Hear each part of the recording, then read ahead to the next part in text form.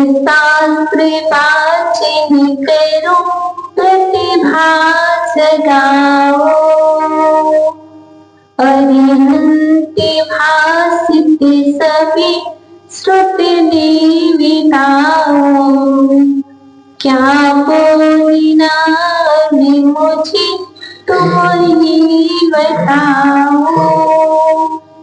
परम श्रद्धेय प्रसिद्ध परमेश्वरी भगवान की दिवाली देवी के मंदिर के मोल कल्याण कल्पतरु चिंतामणि पार्षद भगवान की मम आराध्य देव प्रथम तीर्थंकर आदि ब्रह्मा आदिनाथ भगवान की अंतिम तीर्थी वर्तमान सत्संग श्री महावीर स्वामी की परम पूजनीय भगवान श्री कुंद स्वामी जी महामुनिराज की परम पूजनीय भगवान श्री अमित गति स्वामी जी महामुनिराज की प्रातः स्मरणीय सारस्वत विनय चक्रवर्ती एवं शिक्षा दीक्षादाता महाराज आचार्य भगवान श्री विभव सर जी महामुनिराज की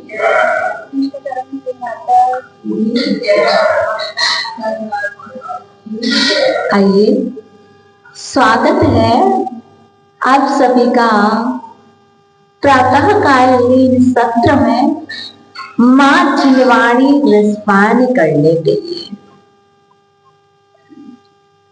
कल हम सभी ने मौन रखने से क्या होता है तो सामायिक पाठ चल रहा था और सामायिक पाठ के माध्यम से जाना था मौन रखने से सामायिक होती है और मौन रखने से स्वाध्याय होता है और मौन रखने से संयम का पालन होता है और मौन रखने से संपूर्ण कार्य की सिद्धि होती है। तो आज आचार्य भगवान कह रहे और क्या होता है मौन रखने से, क्योंकि हम और आप मौन करके ही सामायिक करते हैं।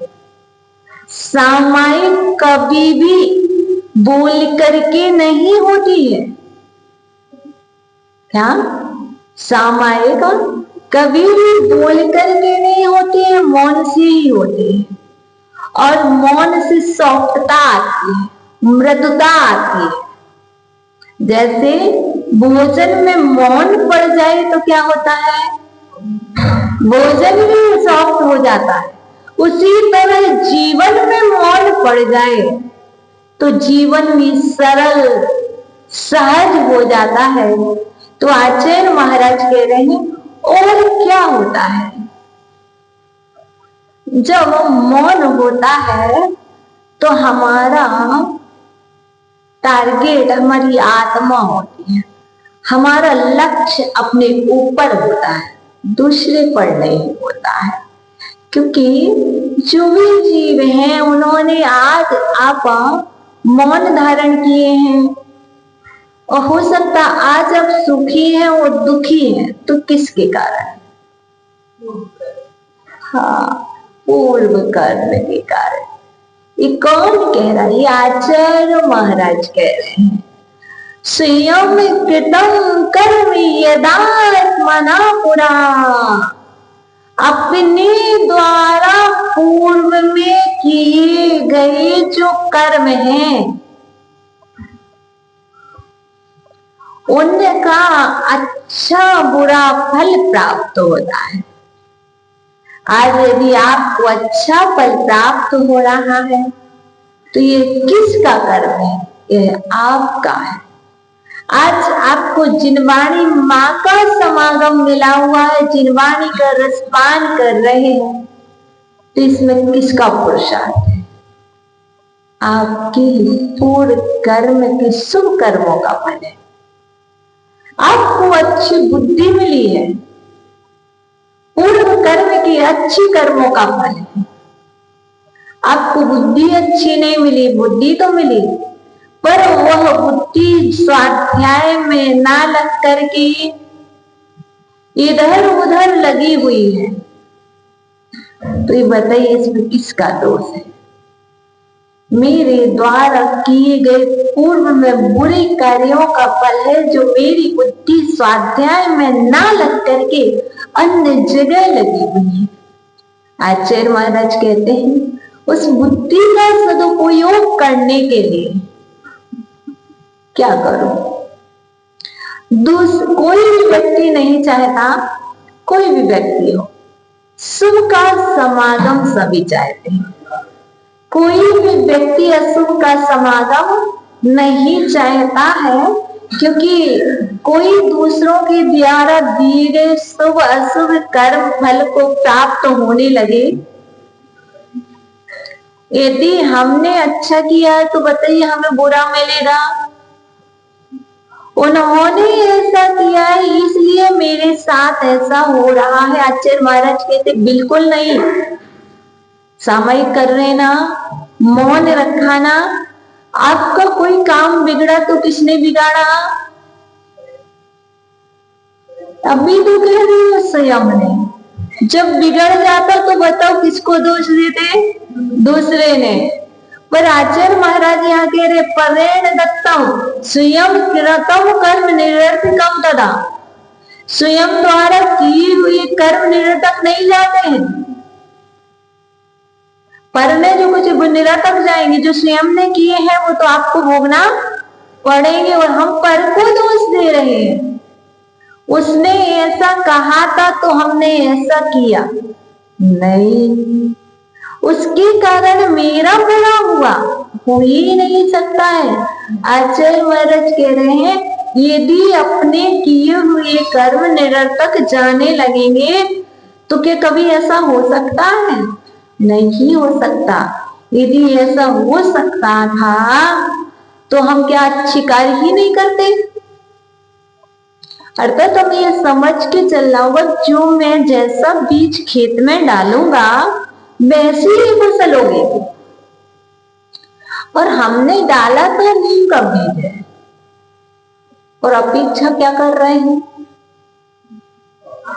आम, बादाम, काजू, किशमिश, अंगूर, ये मतलब डाला नीम है और अपेक्षा कर रहे कि मुझे अखरोट मिले।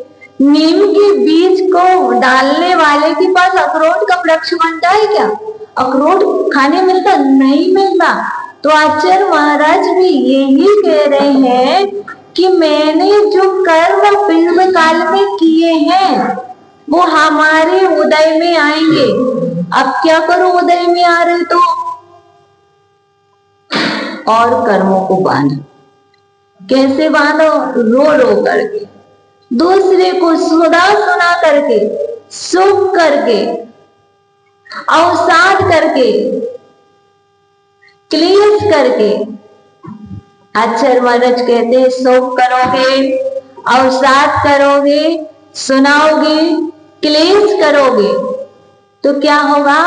और नवीन कर्म बनेगा, और नवीन कर्म बनेगा तो आए तो क्षय होगा, लेकिन दूसरा उससे डेंजर आ जाएगा। और जब डेंजर आ जाएगा तो बताओ क्या उसको कैसे परास्त कर पाओगे? अभी तो इतने से कर्म को घबरा रहे, डर रहे, और जब बड़ा डेंजर रूप आएगा तो क्या करोगे? तो कह रहे देखो जो मौन धारण किया है वो इसलिए किया है कि जो पूर्व काल में जो कर्म किए हैं उनको समता से सहन कर पाओ और नवीन कर्मों को मत बांधो। कैसे? जब मौन होगा तो क्या दूसरों को सुनाओगे? सुना ही नहीं पाओगे। और जब मौन होगा तो अपने आप को देखोगे कि शोक करोगे, फिर तो रोगे भी नहीं। मौन में रोगे भी नहीं मेरे को लगता है। अर्थात मौन से बहुत सारे फायदे हैं। अर्थात कह रहे हो कि मौन होगा तो कुछ तो करोगे, क्योंकि जब मौन होते हैं तब बहुत विचार आते हैं। जब कोई व्यक्ति जैसे कि रात्रि में कोई सोता है, वहां कोई बात करने वाला नहीं होता है, उस टाइम सबसे ज्यादा आपके अंदर में संकल्प विकल्प कोई ना कोई विचार चलते रहते हैं। इसी तरह आचार्य भगवान कह रहे हैं कि जो आपके कर्म उदय में आ रहे हो और उस उदय के साथ आपका मौन है, तो अब क्या करो? अब उदय के साथ मौन के साथ या तो अपना चिंतन कर लो तो कर्म क्या होंगे? क्षय हो जाएंगे, नवीन नहीं बनेगी। और यदि मौन नहीं रखोगे तो नहीं, मौन में भी अंदर ही अंदर घुटती रहोगे तो भी कर्म बनेंगे। कोई सोचे कि मैंने मौन रख लिया, मेरे कर्म नहीं बनेंगे, ऐसा सर्वथा नहीं है, क्योंकि ये शांतवाद है, अनेकांतवाद है। मौन जो कभी बोलता नहीं है, जो कभी बोल नहीं सकता, वही भी कर्म को बांधता है। इसी तरह कोई मौन बैठा है, वो सोच रहा मैं कुछ नहीं, क्योंकि दूसरे के विषय में अशुभ सोच रहा हूं प्रति समय। उसने ऐसा किया, मेरा मौन खुलने दो, मैं देखता हूं, मेरी सामायिक हो जाने दो, फिर मैं यहां से उठ करके देखता हूं। और ऐसा विचार आ रहा है तो बताइए वो सामायिक चल रही, क्या सामायिक हो ही नहीं रही है, वहां पर तो पाप क्रियाएं चल रही है और कर्मों का बंध हो रहा है। तो आचार्य महाराज कह रहे हैं ऐसा नहीं करना, जो कि अच्छा हो बुरा हो रहा है। अच्छा हो रहा है तो अब अपने पूर्वोपार्जित कर्म, पुण्य कर्म का योग है, उदय चल रहा है। यदि बुरा हो रहा है तो पूर्वोपार्जित, पूर्व किए गए बुरे कर्म, अशुभ कर्म का उदय आया है। अशुभ को शुभ में बदलने के लिए सामायिक कर रहे हैं, अशुभ को शुभ में परिवर्तित करने के लिए प्रवचन सुन रहे हैं, अशुभ को शुभ में कन्वर्ट करने के लिए हम क्या कर रहे हैं, स्वाध्याय कर रहे हैं। जो भी क्रियाएं हो रही है वो सब किस लिए हो रही है, अशुभ को शुभ में कन्वर्ट करने के लिए, ना कि शुभ को अशुभ में कन्वर्ट करने के लिए। मौन इसलिए रखा है कि अशुभ से शुभ में आए, मौन इसलिए नहीं है कि शुभ से अशुभ में जाए, क्योंकि हम और आपका उपयोग अशुभ उपयोग है। उपयोग तो एक ही है, और उपयोग के दो भेद कर दिए जाए, शुभ उपयोग और अशुभ उपयोग। जिस समय अशुभ उपयोग होता है उस समय शुभ नहीं होता, और जिस समय शुभ उपयोग होता है उस समय अशुभ नहीं होता। और शुभ उपयोग के द्वारा ही कौन सा उपयोग होता है, शुद्ध उपयोग। और हम सभी सामायिक के द्वारा ही जब मौन रखते हैं, जब सामायिक करते हैं, तो शुभ उपयोग से ही शुद्ध उपयोग की यात्रा करते हैं, और शुद्ध उपयोग से सिद्ध तक की यात्रा सफल होती है। तो मौन रखने से क्या फायदे हैं, सबसे पहला तो अशुभ उपयोग शुभ में कन्वर्ट होता है। हानि क्या है, यदि उपयोग नहीं संभाला तो वह शुभ उपयोग अशुभ उपयोग में ले जाएगा, अपनी हानि करा देगा और दूसरे की भी हानि करा देगा। इसलिए पहले तो मौन रखने के पूर्व हमें अपने उपयोग को पकड़ के रखना है। मौन नहीं रख लिया, उपयोग को भी पकड़ के रखना है। संभालो किसको, अपने उपयोग को। लोगों ने सिर्फ अपने वस्त्रों को, अपने वाहन को, अपने घर को, अपने मकान को, अपनों को संभाल के रखा है, लेकिन आचार्य महाराज उमा स्वामी जी महाराज ने और अमित गति स्वामी ने यदि किसी को संभालने की बात कही है, सहेजने की बात कही है, तो कहा है कि अपने उपयोग को संभालो। जिसने अपना उपयोग संभाला है उन्होंने ऊपर की यात्रा की है। देखो तो सही, आज वेदी पर वही बैठे उपयोग को संभालने वाले, और जिन्होंने नहीं, और वो वेद रहित हो गए, उपयोग को संभालने वाले अवेदी हो गए। भगवान कैसे हैं, अवेदी है ना, वेद तो नहीं है इनका कोई सा, अर्थात अवेदी हो गए। और जिन्होंने अपना उपयोग नहीं संभाला वो वेद को प्राप्त हो रहे हैं। 4 वेद नहीं है, 3 वेद है, स्त्री पुरुष नपुंसक वेद। अर्थात कहने का तात्पर्य स्त्री पर्याय किसका प्रमाण है, नहीं, किसका, उपयोग को ना संभालने का प्रमाण पत्र है। आपने अपना उपयोग नहीं संभाला था, इसलिए स्त्री पर्याय को प्राप्त हुए। पूर्व काल में किए कर्म, पूर्व काल में कौन सा कर्म किया था, मायाचारी की थी। पूर्व काल में जो भी किए थे उपयोग को नहीं संभाला था। यदि उपयोग को संभाल लेते तो बताओ कि मायाचारी होती? बताइए, उपयोग को संभाल लेते तो क्या लोभ होता? उपयोग को संभाल लेते तो क्या क्रोध आता? उपयोग को संभाल लेते तो क्या मान आता, घमंड होता? नहीं होता। अर्थात एक को संभाल लो सब कुछ संभल जाएगा। उपयोग संभालो सब कुछ संभल जाएगा और सब कुछ बदल जाएगा। स्थान बदल दो, स्थान नहीं बदलो, उपयोग बदल दो, स्थान बदलने की आवश्यकता है। व्यक्ति को बदल दो, व्यक्ति को बदलने की आवश्यकता नहीं है। आप अपना उपयोग बदल दो, व्यक्ति तो अच्छा हो जाएगा। अर्थात आचार्य महाराज यहाँ पर कह रहे हैं मौन लिया है ना, तो मौन लेकर के अपने आप को देखो, मुझे क्या बदलना है, किस स्थान पर जाना है, कौन से मेरे अच्छे कर्म है, मेरे कौन से बुरे कर्म है। तो यहाँ पर आचार्य महाराज कह रहे देखो दो ही स्थिति है। सामायिक में बिना किसी के सहारा लिए आप सामायिक नहीं कर सकते। क्या सहारा लिए बिना आप सामायिक नहीं कर सकते? कोई ना कोई सहारा लेना पड़ेगा, कोई साधन होना चाहिए। आपके पास सामायिक का साधन कौन सा है? आप टारगेट कैसे बना रहे हैं? आप मेडिटेशन करने बैठे हैं, आपने लक्ष्य क्या बनाया? कोई ना कोई हमें साधन बनाना पड़ेगा, आधार तो होना चाहिए। आधार ही नहीं होगा तो हम क्या करेंगे? खड़े कहाँ होंगे? किस पर उपयोग लगाएंगे? क्योंकि माता जी आपने कह दिया कि उपयोग संभालो, और सामायिक में उपयोग को संभालना होता है। और उपयोग संभलेगा कैसे? हमने कोई सब्जेक्ट ही चूज नहीं किया। एक बच्चे को हम और आप कह रहे 9th क्लास से आप अपना उपयोग स्थिर करो। आप विचार कीजिए आपको कौन सा सब्जेक्ट चूज करना है। 11th में आता वो फोकस 9th से करने लगता है, और 11th में क्या करता है? अपना सब्जेक्ट चूज करता है कि मुझे क्या करना है। और हम और आप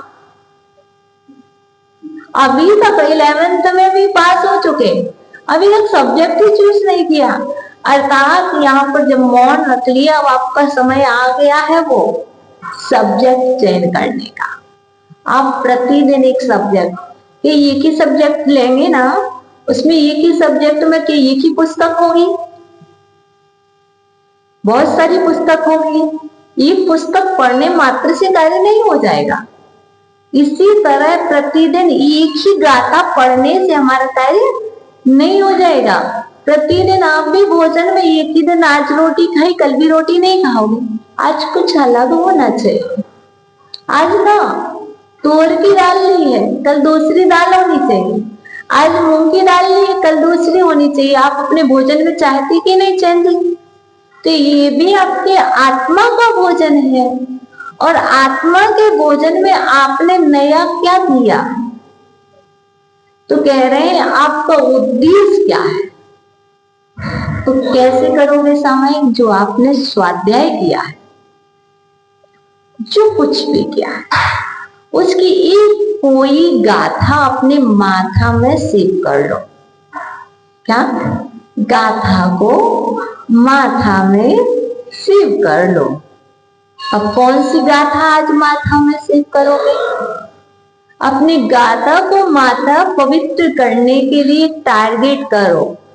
आज उपयोग को एक गाथा में लगा दो, क्योंकि मौन लिया ना, एक गाथा में लगा दो। अब उस गाथा में उपयोग लग जाने से क्या होगा? वही आपके सामायिक में चलेगा। शायद हो सकती है आपको गाथा याद, सुकं भौमो सादं क्लीतं कालस्य मरतिमपि मृत्वा सत्तुत्साह्यमुदीर्यं मना प्रसादं सुतैः अमृतैः। याद है? रत्न करंडक श्राव का चार, समंत्र भद्र स्वामी, 126 नंबर की कारिका में कह रहे, देखो हे भव्य प्राणियों, आप सामायिक करने बैठे हो, मौन धारण कर लिया है, लेकिन अब मौन धारण करने के बाद भी उपयोग नहीं लगा है एक जगह, तो आप श्रावक हो, तो एक काम करो, जो स्वाध्याय किया है उसी में से कोई गाथा अपने उपयोग में ले आओ। तो यहाँ पर हमने स्वाध्याय का उद्देश्य क्या है, हमने कौन सी गाथा ली? सबसे पहला हमारे उपयोग में क्या आया? स्वाध्याय का उद्देश्य क्या है, क्योंकि हम सामायिक कर रहे हैं ना, तो हम कहेंगे सामायिक का उद्देश्य क्या है? उपयोग को स्थिर करना। सामायिक का उद्देश्य क्या है? उपयोग को स्थिर करना, राग द्वेष का परित्याग करना, अपनी आत्मा में लीन होना। सामायिक का उद्देश्य समता भावी होना, संकलेश का त्याग करना, यही है ना। तो अब ये सब कब होगा? क्योंकि आज इस पंचम काल में इतना ज्ञान नहीं, हम मेडिटेशन किसकी करें? तो फिर हमने क्या किया? सहारा लिया। सहारा लिया, किसका सहारा लिया? समंत्रभद्र स्वामी का सहारा लिया कि मैंने कभी रत्न कृणक से आपका चल पड़ा था, अब उसका मैंने सहारा ले लिया कि स्वाध्याय का उद्देश्य क्या है। तो उन्होंने कहा, स्वाध्याय मनः प्रसादम सुतहि अमृतहि, जो मन को प्रसन्न करे वही अमृत है। जिसके द्वारा मन प्रसन्न किया जाए वह अमृत है। अब बात आती है, सामायिक के द्वारा यदि मन प्रसन्न हो रहा है तो भी क्या हो रहा? अमृत का सेवन हो रहा है। अमृत रसपान करूं मैं, जिनवाणी रसपान करूं मैं। कैसे करोगे जिनवाणी रसपान? जब पहले स्वाध्याय किया होगा तभी तो। और स्वाध्याय से मन प्रसन्न होता है। यदि स्वाध्याय से मन दुखी हो रहा है तो समझ के चलिए वो स्वाध्याय है ही नहीं। स्वाध्याय तो वो है जो आपके लिए आनंद करे, जो आनंद के झरने झराए। तो यहाँ पर एक बहुत अच्छी, मनः प्रसादय श्रुतहि अमृतहि। कब पियोगे? आनंद रूपी अमृत का रसपान कब करोगे? अरे कब करोगे? सुबह करोगे कि शाम को करोगे, दोपहर में करोगे कि रात में करोगे? जब समय मिलेगा तब करेंगे। स्वयं कब पियोगे? पियो और पिलाओ, पियो पिलाओ। क्या पियो और पिलाओ? कोई कहने लगा रात में पानी पियो, रात में पिलाओ। कोई कहता रात में दूध पियो, रात में पिलाओ। रात में भोजन करो, रात में करो। नहीं, यहाँ पर वो बात नहीं चल रही है। आचार्य महाराज कह रहे हैं कि श्रुत रूपी अमृत का रसपान स्वयं भी करो और दूसरे को भी कराओ। कब करो? जब समय मिले तब कराओ। सुबह मिले सुबह कराओ, शाम को मिले शाम को, रात में मिले तब मिले, जब भी मिले तब करो। क्यों करो? क्यों करो? मन को प्रसन्न करना है, अभी सामायिक करना है। तो इससे क्या होगा? दो स्थिति है, दो स्थिति में सामायिक नहीं हो सकती। और दो मतलब एक स्थिति मतलब 5 स्थिति है जिसमें ना सामायिक हो सकती ना स्वाध्याय हो सकता है।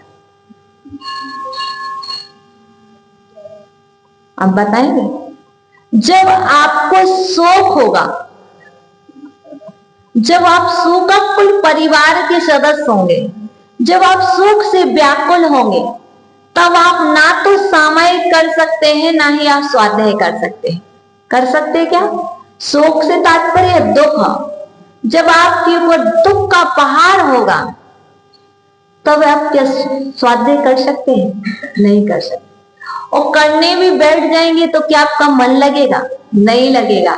जब आपके पास शौक होगा तब आपकी सामायिक होगी क्या? नहीं होगी। जब आपके पास शौक होगा तब आपका प्रतिक्रमण होगा क्या? नहीं होगा। जब शौक होगा तब पूजन होगी क्या? नहीं होगी। और वो भी होगी भी तो कोई फल नहीं देगी, क्योंकि आपका उपयोग वहां स्थिर रह ही नहीं सकता। तो आचार्य महाराज कह रहे हैं जो हमने आपसे कहा है उपयोग स्थिर करो, अर्थात शोक को छोड़ो। जब शोक को छोड़ोगे तब कहीं अमृत का रसपान कर पाओगे। जब तक शोक नहीं छोड़ोगे, उपयोग तो शोक में लगा हुआ है, सामायिक में कैसे लगे? अर्थात आचार्य महाराज कह रहे हैं उपयोग को शोक से हटा करके आप कहाँ लगाओ? अपने आप में लगाओ, स्वाध्याय में लगाओ। तो आचार्य महाराज यही कह रहे हैं कि जब शोक होता है तब कोई भी अच्छी क्रिया नहीं हो पाती है। फिर इसके बाद भय, शोकम भय मौसादम, दूसरा क्या है? भय। भय होगा तो सामायिक होगी क्या? नहीं होगी। भय होगा तो स्वाध्याय होगा क्या? भय होगा तो प्रतिक्रमण होगा क्या? हम कह रहे भय होगा तो भोजन भी नहीं हो पाएगा क्या? जब शोक होता है तब भोजन होता है क्या? लोग जबरदस्ती खिलाए जाते, भाई खा तो लो, थोड़ा सा ले लो, हमारे लिए ले लो, अपने लिए ना सही हमारे लिए ले लो। लेकिन जो शोक है, शोक से व्याकुल है, बताइए उसके मुख में एक निवायत जाता है क्या? नहीं जाता। उसी तरह जब शोक से व्याकुल हो तब स्वाध्याय का एक अक्षर, एक पद, एक मात्रा आपके अंदर में ठहरेगी क्या? नहीं ठहरेगी। तो कह रहे हैं कि आप भय, और जब भय होगा, डर तो बहुत लग रहा है और स्वाध्याय करने बैठी हो, तो बताओ स्वाध्याय करते समय उपयोग कहाँ रहेगा? कहीं और होगा। सामायिक के समय में भय सता रहा है, बताइए सामायिक होगी कि भय का चिंतन होगा?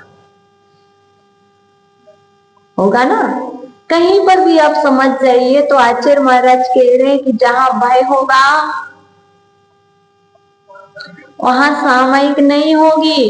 और मौन धारण इसीलिए गायब किया है कि उपयोग को स्थिर करेंगे, भय का परित्याग करेंगे।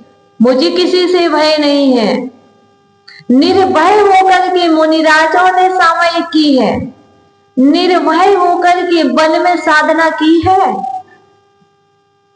अर्थात जब शोक होता है तो ना तो स्वाध्याय होता है, ना सामायिक होती है, ना ही प्रतिक्रमण होता है, ना ही आपका व्यवहार का भोजन हो पाता। और जब भय होता है तब भी नहीं होता। अवसादम, अवसाद मतलब स्नेह को, स्नेह, अवसादम यहां पर कहने के लिए अवसादम, अवसादम मतलब स्नेह।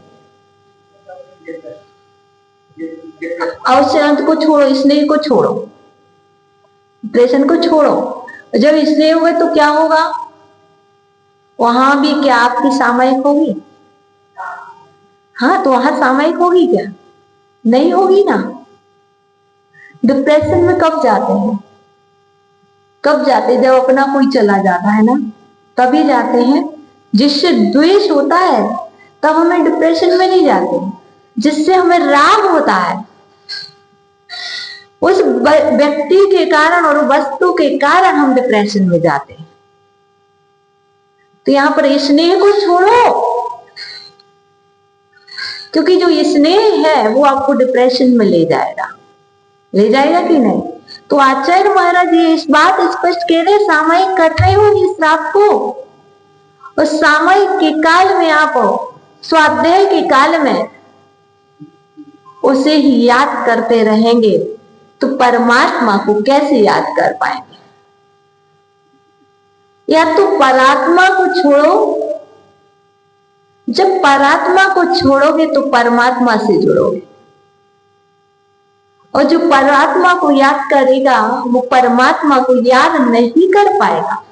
इसलिए कह रहे हैं कि तीन चीजें हो गई, शोक, भय, अवसाद। इन तीन के होने पर, विद्यमान रहने पर ना तो सामायिक होती है और ना ही अशुभ उपयोग शुभ में परिवर्तित होता है और ना ही स्वाध्याय होता है। इसलिए मुझे इन तीन को छोड़ना होगा। क्लेदम कालुष, क्लेदम कालुष, राग द्वेष क्लेश, क्लेदम कालुष। जहां जितना राग होगा वहां उतना ही द्वेष होगा। जहां, क्योंकि जितना ज्यादा राग होता है उतना ही ज्यादा उस व्यक्ति से द्वेष होता है, क्योंकि अपेक्षा नहीं करते हैं कि जिससे राग होता कि वो इतना धोखा देगा, और यदि वो इतना सा भी दे दे तो द्वेष भी कितना बड़ा होता, बहुत बड़ा। और जहां जितना द्वेष होता है और वो यदि अच्छा कार्य कर दे तो राग भी बहुत जल्दी हो जाता है। क्या? जो व्यक्ति हमेशा बुरा करता आ रहा और वह व्यक्ति यदि कोई अच्छा कार्य कर दे तो बताओ उससे आपको राग होगा कि नहीं? बहुत जल्दी हो जाएगा। और जो व्यक्ति जिस व्यक्ति से आपको जितना ज्यादा राग है वो व्यक्ति इतना सा बुरा कर दे तो आपको बताइए कितना द्वेष होगा, बहुत ज्यादा। तो आचार्य महाराज कह रहे जहां ये राग द्वेष हो, क्लेदम कालस, क्लेश होगा, तीव्र क्लेश अंतरंग में, वहां क्या सामायिक होगी? वहां क्या स्वाध्याय होगा? वहां क्या उपयोग स्थिर होगा? क्या वहां शुभ परिणति बनेगी? नहीं बनेगी। सामायिक का नाम ही है कि शुभ परिणति का होना, अशुभ परिणति का त्याग, शुभ परिणति का होना सामायिक है। अशुभ भावों का त्याग, शुभ भावों का होना, अशुभ उपयोग का त्याग, शुभ उपयोग का होना, इसका नाम ही सामायिक है। और हम सहारा लेने आए हुए हैं, तो चार बातें याद हो गई ना। शोकम, शोक, भय, अवसाद मतलब स्नेह का त्याग है ना, और राग और द्वेष अर्थात क्लेद है ना, क्लेदम कालुष अर्थात कलुषता का त्याग। जब तक कलुषता रहेगी जीवन में तब तक कोई चीज का त्याग होगा क्या? नहीं। पहले इस चीज को, कलुषता को निकालो। जब तक कलुषता अंदर की नहीं निकालोगे तो आपको कितना भी भोजन कराया जाए उसका स्वाद नहीं आएगा। कैसे? गुबरेले की तरह। याद है ना? नहीं है याद? बता देती हूँ। एक भौरा और एक गुबरीला, गोबर में पैदा होने वाला एक जीव, एक भौरा, दोनों की परम मित्रता थी। ठीक है ना? मित्रता बहुत अच्छी थी। पर भौरे ने एक दिन पार्टी दी। भौरे ने क्या किया? एक दिन पार्टी दी। गुबरेले से कहा, मित्र चलो, जिस मकरंद का रसपान हम प्रतिदिन लेते हैं, जिस आनंद रूपी अमृत का रसपान हम सदा करते हैं, क्योंकि सामयिक पाठ चल रहा है, ये कहानी यहाँ पर आनी ही चाहिए, तो क्या पार्टी दी, तुम भी उस आनंद रूपी अमृत का रसपान करो, मकरंद का। और गुबरीले के अंदर क्या हो गया? यार ले तो चल रहा है मित्र, कहीं मुझे वहां भूखा ना रहना पड़े। मित्र पर भरोसा नहीं था और ले गया। लेकिन गुबरीला होशियार था, आपकी तरह। क्या? हमारी और आपकी तरह। वो क्या कर रखा? एक डली गोबर की अपने मुख में रख के ले गया। और रख के ले गया तो क्या हुआ? और उसको मुख में ही रखे रहा, उसने निकाली नहीं। जैसे हम और आप क्या हुए? सामायिक में बैठे, हमने अपने अवसाद को, भय को, सुख को, कलुषता को निकाला नहीं। ऐसे ही उस गुबरीले ने क्या किया? अपने मुख में एक गोबर की डली, अपना जो टिफिन तैयार करके ले गया था, वो कहाँ था? उसके मुख में ही था। अब क्या हुआ? जैसे ही पार्टी होनी थी वहां पहुंच गए, भौरा भी वही फूल कर वही बैठ कर के उसका रसपान ले रहा है। उसी पंखुड़ी पर बैठ कर के गुबरीला भी रसपान ले रहा है, लेकिन इसको कोई आनंद ही नहीं आ रहा गुबरीले को। भौरा आनंद के कारण खुश प्रसन्न है, और जब शाम होने लगी तो भौरा तो वहां से उड़ेगा ही, और गुबरीले दोनों आने लगे तो पूछा कैसी रही भाई पार्टी, कैसा लगा आज का आनंद? कुछ भी तो था नहीं। तो फिर मालूम भौरे ने कहा मित्र देखो, तुम अपने मुख में से जो भोजन रख के लाए हो उसको पहले निकालो, देखो फिर ना आए तो तुम अपना कर लेना वापस से। पहले अपने मुख में जो भोजन है उसको तुम पहले यहाँ निकालो, फिर उसका रसपान लो। और जब गुबरीले ने अपना भोजन जो गोबर की डली अपने मुख में रखी थी वह निकाल दी, उसके बाद उस मकरंद का स्वाद लिया तो कहने लगा मैंने ऐसा भोजन तो कभी भी नहीं किया, तो कहीं वो गुबरीले और वो भौरे हम ही तो नहीं हैं। अर्थात जब तक हम इसका त्याग नहीं करते हैं तब तक हमें इसमें आनंद आने वाला नहीं है। जिस दिन हम भी उसका किसका शोक का, भय का, अवसाद का, क्लेद कलुषता का त्याग करते हैं, फिर क्या करते हैं? मरति मपी, यहाँ पर मरति से क्या निकलेगा? अरतिम। अरतिम अर्थात प्रेम को, अप्रेम को। अरतिम, रति मतलब प्रेम, अरतिम मतलब अप्रेम, अर्थात अप्रेम को। अप्रेम, अप्रेम, अरति का त्याग करो, अरति का त्याग करो। जब तक तुम अपने आप से प्रेम नहीं करोगे, स्नेह नहीं करोगे और अरति का अप्रेम का त्याग नहीं करोगे तो क्या होगा? तुम ध्यान कर पाओगे? तुम स्वाध्याय कर पाओगे? क्या नहीं करोगे। अपिहित्वा, इनको छोड़ करके 5 चीजें हो गई हैं, इन 5 को छोड़ करके सत्वोत्साह, सत्व उत्साह अपने बल के द्वारा, अपने शक्ति के द्वारा, उत्साह के द्वारा कैसे करो? स्वाध्याय शक्ति को छिपा करके नहीं, कीजिए शक्ति प्रमाण। सत्वोत्साह अपनी शक्ति अर्थात अपना बल, उत्साह उत्साह के साथ प्रकट करके प्रवचन कर दो। माता जी प्रवचन होना है आज की नहीं? यहाँ उत्साह नहीं है, प्रवचन होगा कि नहीं? होना कि नहीं? नहीं, प्रवचन तो होना ही माता जी। चलो कट, हम कहेंगे करना कि नहीं? नहीं माता जी। दीपन में ये कहेंगे कि नहीं माता जी करना ही है। क्या? जैसी आपकी इच्छा हो। उत्साह नहीं है। यदि उत्साह से कहा जाए नहीं आपको प्रवचन करना ही है, चलो उत्साह के साथ। अर्थात यहाँ पर भी आचार्य महाराज कह रहे अपने बल और अपने उत्साह के साथ इन सबको छोड़ करके आनंद रूपी अमृत का रसपान करो। और जो ऐसा करता है उसकी सामयिक में भी संबर और निर्जरा होती है, और जो ऐसा नहीं करता है तो वह सामयिक के टाइम में करना पड़ रहा है।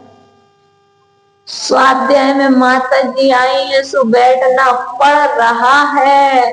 वो माता जी ने तो उनको कह दिया था बैठो अभी नहीं जाना, तो क्या मन तो नहीं लग रहा, लेकिन मन बैठना पड़ रहा है। यहाँ बैठ करके भी घर में बैठे हैं तो कुछ नहीं मिल रहा। और एक वो व्यक्ति है जो यहाँ मजबूरी बस बैठ नहीं पा रहा और घर बैठ करके सोच रहा काश में मंदिर में होता। उत्साह था, जिसके अंदर उत्साह होता है वो क्या करता है? उत्साह के द्वारा 45 लाख योजन की यात्रा पूर्ण कर लेता है और उत्साह के कारण पैर ना होने पर भी दौड़ने की क्षमता रखता है। उत्साह होने पर, हाथ ना होने पर भी सब कुछ करने की सामर्थ्य रखते हैं और उत्साह होने पर वचन लड़खड़ा रहे हैं फिर भी बोलने का साहस रखते हैं। इसलिए आचार्य महाराज कहते हैं कोई भी कार्य में आपका उत्साह होना अनिवार्य है। अनुत्साहित व्यक्ति अपनी मंजिल तय नहीं कर सकता है। इसलिए जो भी कार्य हो, चाहे स्वाध्याय हो, चाहे सामायिक हो, चाहे प्रतिक्रमण हो, चाहे आहार हो, चाहे विहार हो, चाहे न्याय, सभी कार्यों में उत्साह पूर्वक करना चाहिए और उत्साह पूर्वक करने से हमारी कर्मों की निर्जरा होती है। कौन से कार्य उत्साह पूर्वक? सम्यक कार्यम उत्साह पूर्वकम। सम्यक कार्य जो संवरण निर्जरा करने में सहकारी है, असम्यक कार्य नहीं। किसी ने कहा आलू पकाओ, प्याज पकाओ, उत्साह से पकाने लग जाओ, क्या? दो चीजें, क्योंकि हमेशा यहाँ पर दोनों चीज ले लेनी चाहिए कि हमें सम्यक कार्य उत्साह पूर्वक करनी है। किसी से लड़ाई कर रहे हो, उत्साह पूर्वक लड़ाई करो, नहीं तो असम्यक में बहुत सारी चीजें आएंगी। अर्थात कि जो असम्यक कार्य हो उनको बिल्कुल अनुत्साह पूर्वक, उसमें कोई इंटरेस्ट ही नहीं है हमारा। किसी से कहा पोंछा लगा, उत्साह पूर्वक,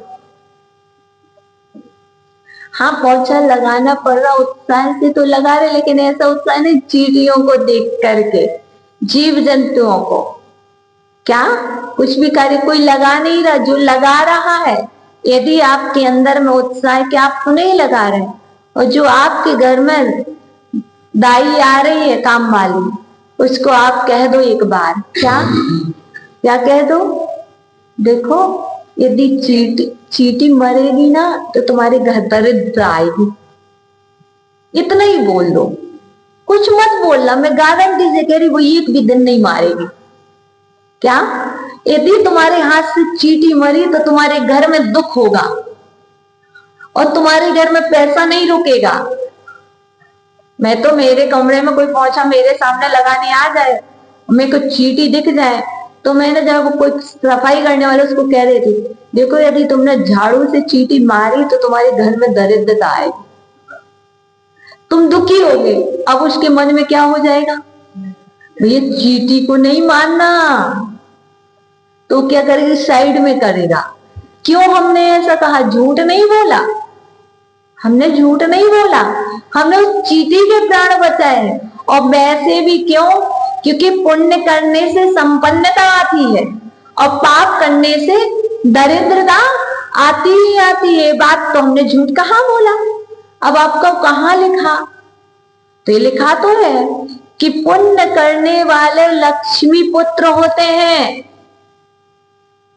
क्या संपत्तिशाली होते हैं, और पुण्यहीन लोग दरिद्र होते हैं, कायर होते हैं। तो ये बात पहले लिखी हुई है, तो हमने वो बात वहां से कही, हमने झूठ नहीं कहा। तो आप लोग भी उत्साह पूर्वक चींटी को बचाना कैसे, जीवों की रक्षा करना कैसे, उत्साह से कि अनुत्साह से? उत्साह के साथ हम बचाते हैं उसको। दौड़ जाओ, कोई उसको गिरा रहा, आप दौड़ करके उसकी रक्षा करो। तो यहाँ पर जो उत्साह की बात आई है वो सम्यक कार्यों में उत्साह रखना, असम्यक कार्यों में अनुत्साह रखना। क्योंकि जो असम्यक है उसमें हमारा कोई उद्देश्य नहीं है, मुझे ऐसा करना है, फिर भी कर रहे हैं लोग। उत्साह से मत करो। हे भगवान, वो दिन कब आए जब मुझे ऐसे कार्य ना करना पड़े, ऐसा विचार आना चाहिए जब असम्यक कार्य कर रहे हो। और जब उत्साह पूर्वक कार्य करना सम्यक की बात है, हे भगवान ऐसे अवसर बार बार आए, दीपेन भैया ऐसे अवसर बार बार आए कि मुझे भगवान की दिव्य सतगुरुओं की सेवा का सौभाग्य मिलता रहे, इतना बोलने मात्र से। और दीपेंद्र भैया मालूम है, कल मेरे को पूछ रहे थे, माता जी हमारी सेवाओं में कोई कमी हो तो बताओ। पूछने से इन्होंने क्या किया पता है? पुण्य, संबंध, निर्जरा और अच्छी कर्म का बंद किया। क्या? यदि किसी ने पूछा तो उसने क्या किया?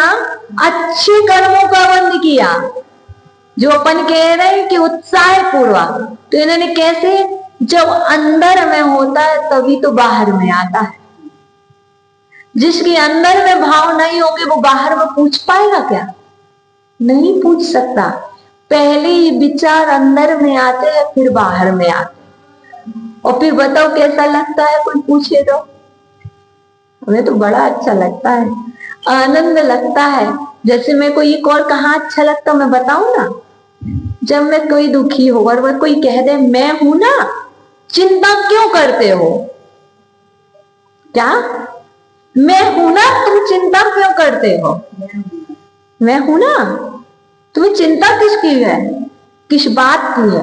वहां पर भी कोई जब कोई दुखी हो परेशान, वहां कोई कह दे मैं हूं ना, तो क्या होगा?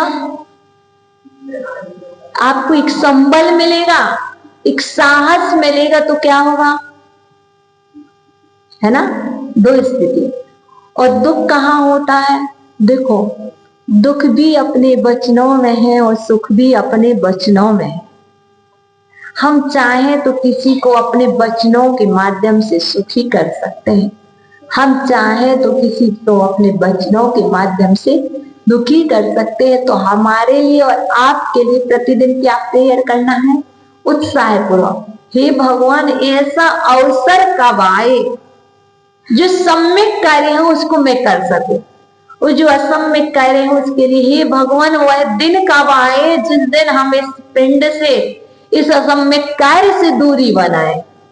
ये सब विचार करते रहना चाहिए। सामयिक में अपना आपका परीक्षण करना कि आज मैंने कितने सम्यक कार्य किए हैं, कितने असम्यक किए हैं, मुझे क्या करने योग्य है, मुझे क्या नहीं करने योग्य है, मैंने स्वाध्याय क्या किया, मैंने स्वाध्याय में क्या अच्छा किया, क्या बुरा किया। स्वाध्याय तो अच्छे का ही होता, बुरे का तो होता ही है नहीं है। ये सब आपको विचार करना, ये स्वाध्याय का उद्देश्य है, यही सामायिक का उद्देश्य है।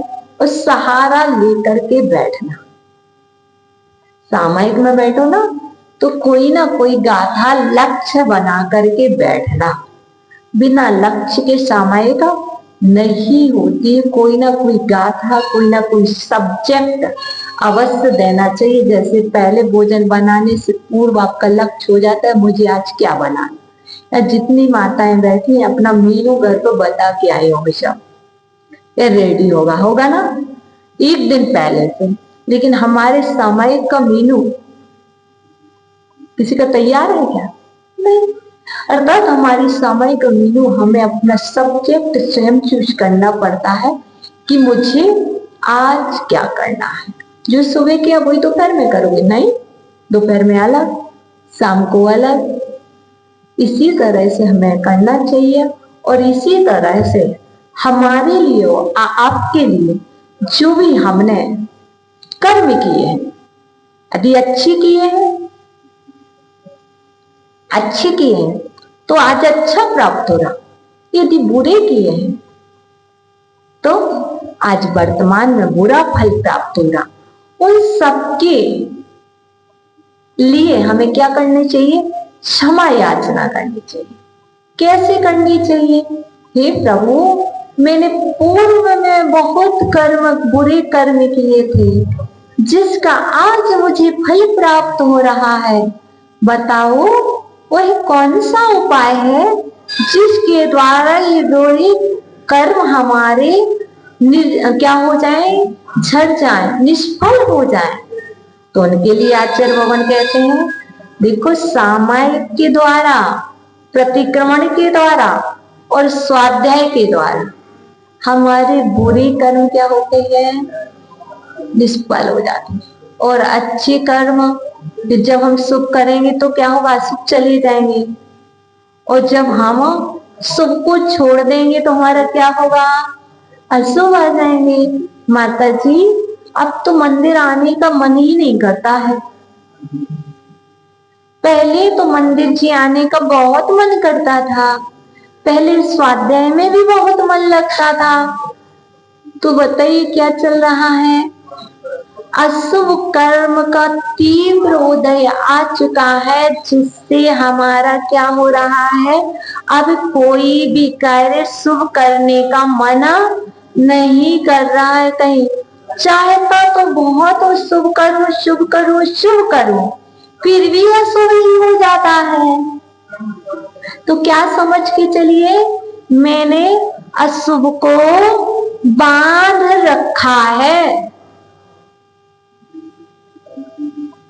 इसलिए हमारे लिए क्या करना चाहिए, हमारी अशुभ गति बन चुकी है, अशुभ परिणति हो चुकी है। कैसी अशुभ परिणति हो चुकी है, क्योंकि जब गति बंद होता है तो मति भी बिगड़ जाती है। जिसकी जैसी गति होती है उसकी वैसी मति होती है। इसलिए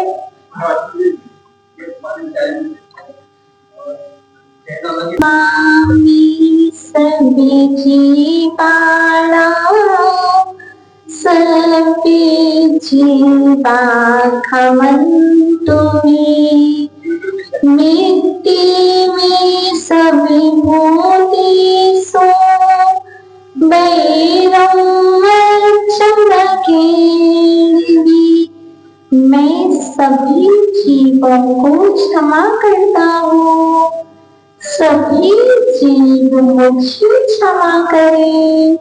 मेरी सभी जीवों से मित्रता है, किसी से भी भेदभाव नहीं है। हे भगवान, यदि मेरे द्वारा अज्ञानता के वश होकर के, अहंकार के वश होकर के कोई अपराध हो गया हो, तो इस जीवाणु में निवास करने वाले समस्त देवता गण मेरे अपराधों को क्षमा करें, सद्बुद्धि दें। नमोस्तु भगवान, नमोस्तु अच्छे भगवान। संस्कृत श्री माता जी को वंदनामि। आपस में आप कुछ बोले।